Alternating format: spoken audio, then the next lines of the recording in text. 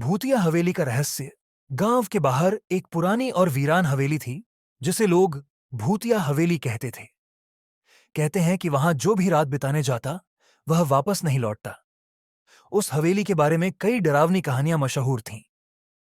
एक दिन गांव का एक निडर युवक अर्जुन यह साबित करने के लिए कि भूत प्रेत कुछ नहीं होते, उस हवेली में रात बिताने का फैसला करता है। सबने उसे बहुत समझाया, लेकिन वह नहीं माना। रात का समय था। हवेली पूरी तरह सुनसान और अंधेरे में डूबी हुई थी।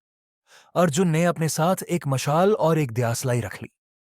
जैसे ही वह अंदर गया, उसे ऐसा महसूस हुआ कि कोई उसे देख रहा है। हवेली के फर्श पर चलने से उसकी चप्पलों की आवाज गूंज रही थी। वह एक बड़े से कमरे में पहुंचा जहां दीवारों पर अजीब सी पुरानी तस्वीरें टंगी हुई थीं।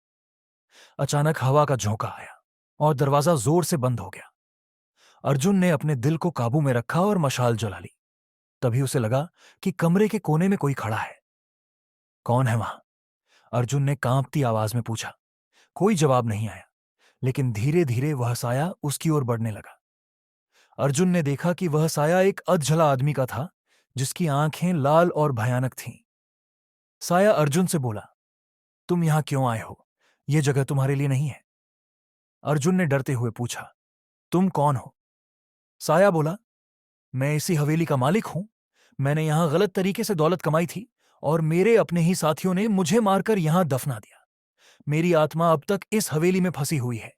जो भी यहां आता है, मैं उसे अपनी सच्चाई दिखाने के लिए रोक लेता हूं। अर्जुन ने हिम्मत करके पूछा, मैं तुम्हारी मदद कैसे कर सकता हूं? साया ने कहा, मेरे शरीर को बाहर निकालकर गंगा में विसर्जित कर दो, ताकि मेरी आत्मा मुक्त हो सके। अगले दिन अर्जुन ने गांव वालों की मदद से साये के शरीर को बाहर निकाला और उसकी अंतिम क्रिया की। तब से हवेली में कभी किसी को कोई आवाज या डरावनी घटना नहीं हुई।